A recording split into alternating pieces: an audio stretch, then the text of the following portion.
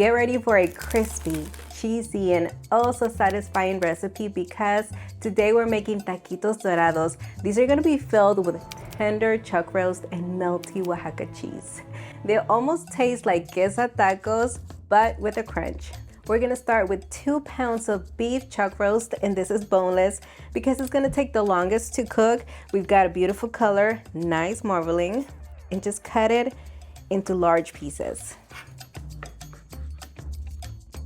We need to make sure this beef is well seasoned, so do a generous amount of salt. Move the pieces around to make sure you pick up any of that extra seasoning from the sheet pan, and freshly ground black pepper. Super simple seasoning, but it's gonna give us a lot of flavor. First thing we're gonna do is saute the meat because it's gonna give us this rich, beefy flavor. So we're just gonna set that Instant Pot to high saute mode. As far as the time, you can always adjust it. So I like to start off with 20 minutes. Heat a couple of tablespoons of oil and just add the meat. Be sure to do it in batches because you don't wanna overcrowd the pot. That can usually lead to sweating, and that's not what we want. Once both of the sides have a really nice brown color, pour in 8 cups of water. Add half a bunch of cilantro, half a white onion, a full head of garlic, and all I did was slice that end off so that we can expose all of the garlic cloves, and 3 bay leaves. Cover, secure the lid, and cook on high pressure for 45 minutes with a 10-minute natural pressure release. We are doing this part of the recipe here in our backyard. It's a little chilly, we're just enjoying it, but it's time to head back inside to finish off the rest of the recipe. Let's move on to making a chipotle sauce, and for that we're gonna need 1 pound of nice meaty fried tomatoes. I'm just gonna remove that core area and cut it into quarters. We're also gonna need 1/4 of a white onion, and this one you can just take those layers apart. I also have 4 unpeeled garlic cloves. Actually, these are 5 because I had a few that were kind of small. And just place all of the prepped ingredients into a sheet pan. Give them a light drizzle of oil. And we're gonna roast these at 425 degrees Fahrenheit for about 30 to 45 minutes or until they're nice and soft.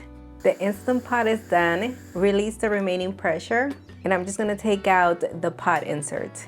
It's a little chilly outside. We're simply gonna take all of that meat, remove it from the broth, and I know it is super tender, so just be very careful because it tends to just pull apart on its own. And now you've got this wonderful, colorful broth, rich in flavor. Just drain it. I'm actually gonna put it outside. That way it cools down. Then I'm gonna store it and use it for a whole other bunch of recipes that call for beef broth. Take a couple of forks and just shred the entire meat apart. It is super easy at this point. Place a large pan over medium-low heat and add a generous amount of oil. I'm doing 3 tablespoons. You want to get that bottom really nicely coated. While that's heating up, let's dice up half of a white onion. Onions go in. Yes. Just get them well coated in that oil. Now really quickly, let's mince 4 garlic cloves. That garlic seems to be a little more harsh than the onions. They're really strong. They're boiling. Yes, for sure right now. It feels like it. Okay, those onions have slightly softened. Garlic goes in. Also do 2 teaspoons of ground guajillo, 1 teaspoon of ground ancho, half a teaspoon of ground cumin, and keep stirring. We want to toast the spices and peppers that we just added in. Ooh, that is a strong garlic. Yeah. While this is happening, we're gonna leave it there for about a minute. Let's dice up 1 tomato. Time for the tomatoes. Let them cook until they soften and release all of their juices. You can't hear a lot of sizzling anymore because of the juices. Now add in the shredded beef. Start everything to combine. All right, this has been cooking for about 3 minutes. We just want those flavors to have time to get to know each other in that pot. Add in salt to taste. Just know you don't want a lot of moisture in here. It needs to be moist, but not completely soaked in liquid. I'm going to turn off the heat and allow it to slightly cool down. Let's finish off that salsa. Peel the garlic first and add it into the blender. Take the rest of the ingredients and add them in there as well.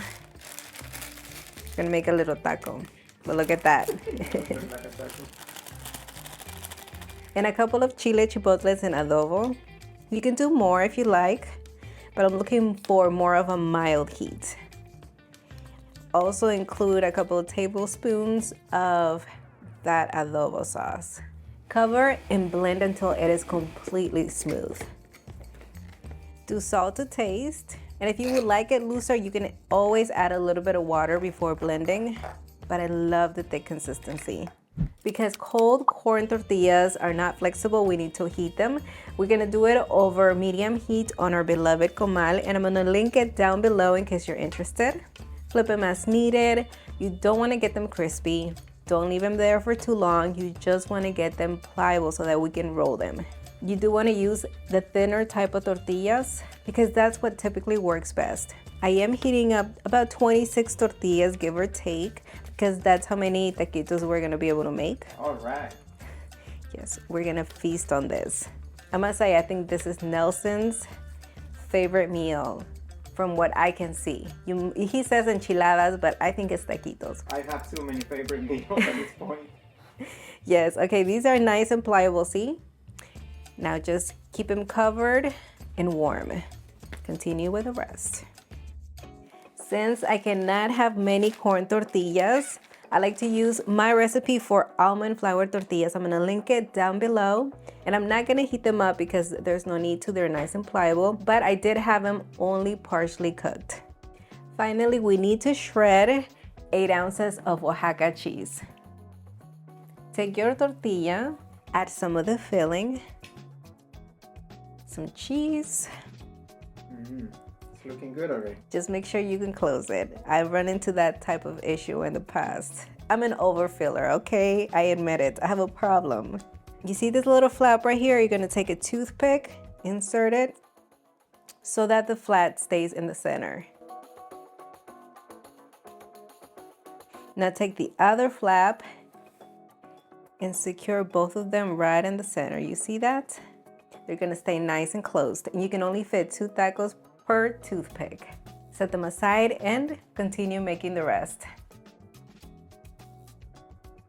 Heat a generous amount of a good frying oil to 350 degrees Fahrenheit. That's the ideal temperature for deep frying. Also try not to overcrowd the pot while this is happening.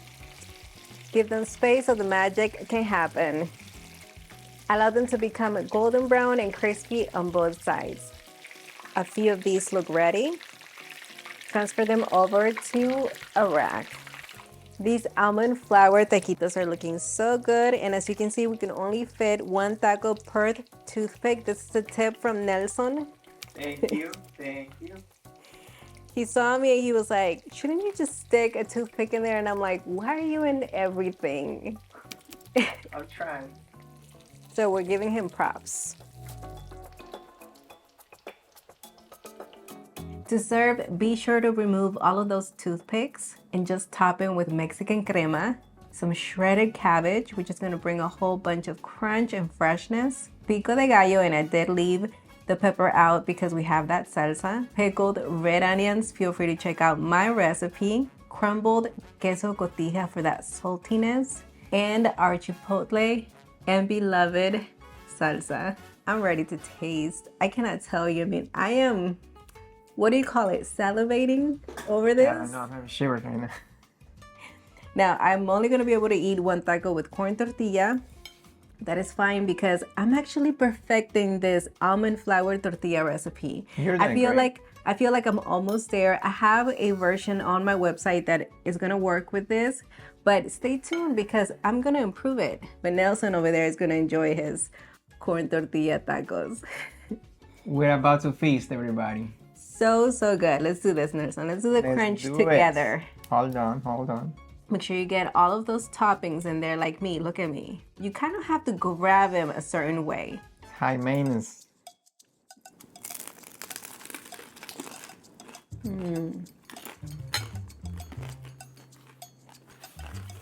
I don't know what to tell you.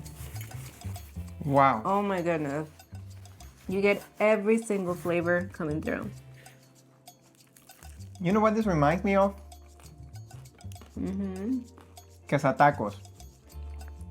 But this right here tastes like quesatacos on steroids. That's how good it is.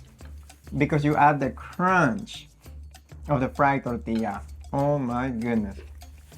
Quesatacos do have a slight crunch. Obviously, it's not deep fried. So this right here is perfection. Oh, yeah. It's so good. Such an awesome meal. Such an awesome meal. It's so popular that at least where I'm from, which is Michoacan, people make a living out of selling food, selling all sorts of things, and taquitos is one of those things that people sell at night. Like women set up their little tables outside, they have the fire going, and they sell enchiladas together with tacos. You usually combine them with a side of chicken if you want, but that's extra. I don't know if they can beat these ones, but it's the charm. Look, I have to say homemade is always better. Even when we were in Mexico, when my mom used to make them, they were always better. It's the reality of things. You put so much love, dedication. Not only that, you know what you're putting into them. We're gonna finish this up because it is so good. Nelson's not even talking. You can tell he's focused, so we'll leave it at that. The eyes on the prize. Bye everyone. Take Bye care. everyone.